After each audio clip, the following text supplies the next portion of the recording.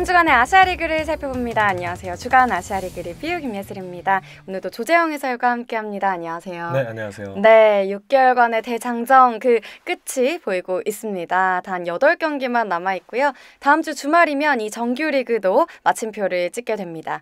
지난주에는 고향에서 대면 킬러웨이즈와 안양한라의 2연전만 진행이 됐는데요. 양팀 5, 6차전이었고요. 안양한라는 정규리그 마지막 시리즈였습니다. 한 경기씩 살펴보도록 하죠. 네, 먼저 토요일에 있었던 5차전입니다. 선제골을 대명 오세환 선수가 먼저 기록했지만 이후 안양한라가 숏핸디드 골을 포함해서 2피리어드에만 무려 4골을 몰아치면서 단숨에 역전을 했고요. 그리고 3피리어드 대명의 거센 추격을 뿌리치고 5대3 승리를 한라가 가져왔습니다. 그렇죠. 네, 선제골을 기록할 때는 승률이 높은 대명이었는데요. 이 선제골 버프가 이번 안양한라전에서는 먹히지 않았던 것 같아요. 네, 안양한라의 승리 요인과 대명의 패배 요인 어떤 것들이 있었을까요? 먼저 슈팅 수를 보았을 때는 31대 34로 언뜻 보기에는 비등했던 경기의 양상으로 보여질 수도 있습니다만 1피리어드는 대명이 선제골까지 가져가면서 확실한 자신들의 분위기로 가져갔고요. 2피리어드에 중요했던 부분이 한라 입장에서 대명의 어떤 좋았던 분위기를 확실하게 반전하기 위해선 빠른 시간 안에 어떤 동점골이 필요했다고 저는 보고 있습니다. 그런 생각을 하는 와중에 어떤 나왔던 역습 상황에서 아웃넘버 상황에서 문욱환 선수가 침착하고 정확한 슈팅으로 정말 여유롭게 동점골을 차분하게 뽑아냈어요. 문욱환 선수가 또 이번에 오랜만에 최근 들어서 좀 점점 아이스 타임을 늘려가고 있는데요. 문욱환 선수 탐 이후에 이어지는 대명의 파워플레이 상황에서 그 대명이 나왔던 실수를 신상호 선수가 놓치지 않고 득점까지 다시 한번 마무리 주면서 순식간에 분위기가 한라 쪽으로 넘어갔습니다. 여기에 이어서 신상훈 선수와 김기성 선수의 추가적인 득점까지 터지면서 이 피리어드가 마무리됐을 때는 언더스코어가 4대1까지 벌어졌습니다. 그래서 저는 대명 입장에서 굉장히 힘들겠다. 원래 이기고 있는 쪽이 역전을 당하게 되면 심리적으로 좀 많이 몰리거든요. 그쵸. 근데 그랬던 상황에서 대명이 마치 1피리어드 같은 경기력을 다시 한번 3피리어드 초반부터 빠르게 보여주면서 10분 사이에 2골을 오세환 선수 이날 멀티골을 기록했죠. 그리고 시즌 첫 골을 기록했던 이봉희 선수의 득점까지 더해지면서 대명이 한 점차 턱끝까지 추격을 시도했습니다. 성공했는데요. 그 상황에서 대명이 정말 아쉬웠던 거는 다시 한번 숏핸디드 골을 실점을 허용해요. 그것도 김기성 선수한테 허용하게 되면서 결국 승리를 한라에게 내주게 되었고요. 이날 경기를 보았을 때는 안양한라 같은 경우는 어떤 자신들이 상대 실수를 놓치지 않는 승부사적인 기질이 개인적으로 굉장히 인상적이었고요. 대명 같은 경우는 시즌 중간에 종종 나오는 어떤 자신들의 분위기에 찬물을 끼얹는 모습이 조금 아쉬웠어요. 그래서 플레이오프나 그 다음 시즌을 생각한다면 분명 개선되어야 될 부분이 아닌가 싶습니다. 네, 그리고 이 경기에서 김기성 선수는 자신의 개인 통산 400포인트를 골로 장식하고 더 나아가서 401포인트까지 달성하면서 안양한라에게 정규리그 역전 우승의 불씨는 남겨둔 상황이었고요. 그렇게 바로 다음 날 이어진 6차전에서는 전날처럼 골이 많이 터지지는 않았지만 그럼에도 불구하고 굉장히 긴장감 속에서 경기가 진행이 됐는데요. 이 피리어드 파워플레이 찬스에서 대명의 이종민 선수의 결승골로 대명이 1대0 승리를 거두게 됐습니다. 골이 안 터졌어도 정말 양 팀의 어떤 눈부신 선방과 양팀 골리의 눈부신 선방과 양팀 벤치의 어떤 지략 대결이 굉장히 눈을 즐겁게 해줬는데요. 전날 경기 같은 경우는 어느 한 피리어드마다 한 팀이 어떤 확실한 주도권이 보였다면 이날 경기 같은 경우는 1피리어드 시작부터 3피리어드 끝날 때까지 양 팀이 굉장히 팽팽하게 정말 경기 양상이 지속됐습니다. 주로 한라가 공격을 하는데요. 한라 입장에서는 정말 공격 진영 어디서나 무차별적으로 슈팅을 시도하는 모습이 저는 개인적으로 굉장히 고무적이었다고 보고요. 대명 같은 경우는 이날 굉장히 수비적으로 단단한 모습을 유지하면서 집중력이 굉장히 좋았습니다. 또 거기에 역습 찬스가 나왔을 때도 정말 적극적으로 선수단이 모두 자신감 넘치는 어떤 모습을 보여주면서 득점이 나와도 이상하지 않을 만한 어떤 상황을 어떤 수비 이후의 역습 날카로운 역습을 보여주면서 한라 선수들을 긴장시켰고요. 물론 이 피리어드 파워플레이 상황에서 모처럼 이종민 선수가 11경기 만에 득점에 성공하면서 결국 승리를 가져갔지만 저는 사실 양팀 골리들도 너무 칭찬해주고 싶고요. 또 특히나 대명 이방업 골리와 또 이방업 골리를 도왔던 대명 수비진들을 다시 한번 또 칭찬을 해주고 싶어요.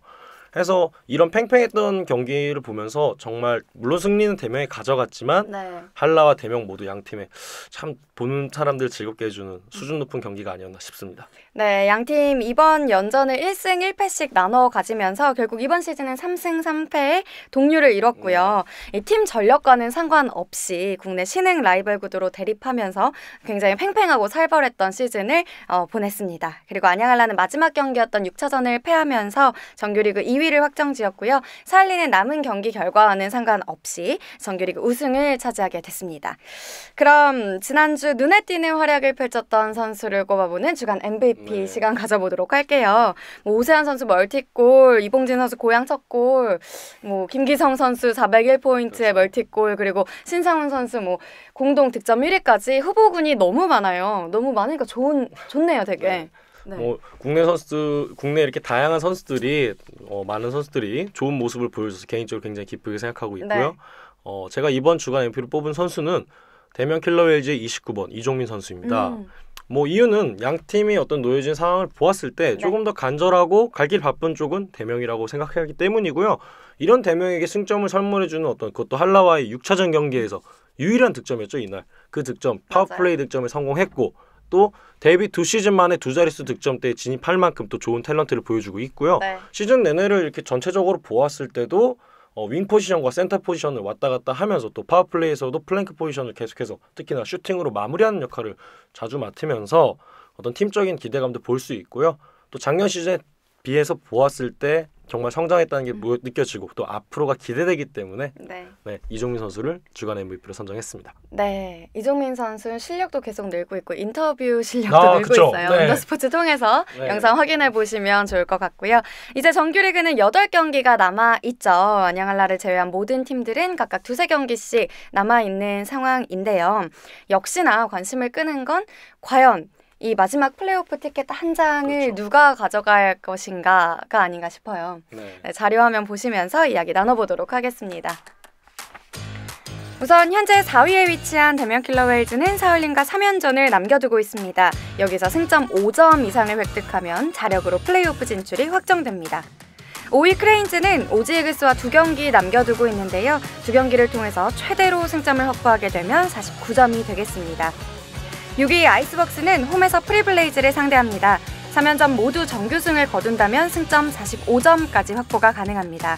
니코 입장에서는 전승하고 나서 대명과 크레인즈가 전패하기만을 바라야 하는 상황입니다.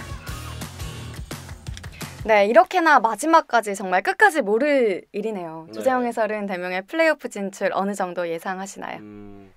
현실적으로는 사할린이 우위에 있는 건 객관적인 사실입니다만 대명이 어떤 시즌 중간중간 보여주는 강한 팀한테 정말 그거보다 더 나은 경기력으로 강한 팀을 당황시킬 때가 종종 있거든요. 근데 이런 바탕에는 선수들 간의 어떤 굉장히 유기적이고 원활한 팀워크와 또 경기 자체에 굉장히 집중력이 높았습니다.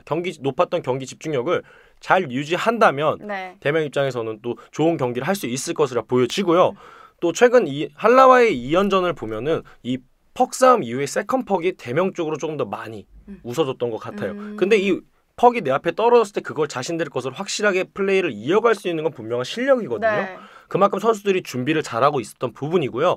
다가오는 사할린과의 시리즈에서도 세컨 퍽 싸움에서 충분히 운이 따르면서 물론 약간의 운이 필요하지만 그런 상황 놓치지 않고 또 특히나 선수들 간의 어떤 좋은 리듬과 높은 수준의 경기 집중력을 유지한다면 사할린을 상대로 승점 5점 저는 불가능하다고 생각하진 않습니다. 네, 온더스포츠에서 이 사할린과의 목동 3연전 중계 예정이니까요. 꼭 플레이오프 확정되는 그 순간을 김태범 캐스터와 또 조재영 해설의 샤우팅 중계 통해서 확인할 수 있었으면 좋겠습니다.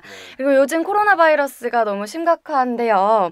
마스크 꼭 착용하시고요. 건강관리 또 위생관리 잘 하셔서 무사히 보내시길 바라겠습니다. 그리고 또 빠른 시일 내로 이 걱정이 좀 사라져서 좀 더 마음 편하게 아시아리그 직관하러 오실 수 있으면 좋겠습니다. 오늘 저희가 준비한 소식은 여기까지고요. 저는 김여실이었고 조재영 해설과 함께했습니다. 시청해주셔서 감사합니다.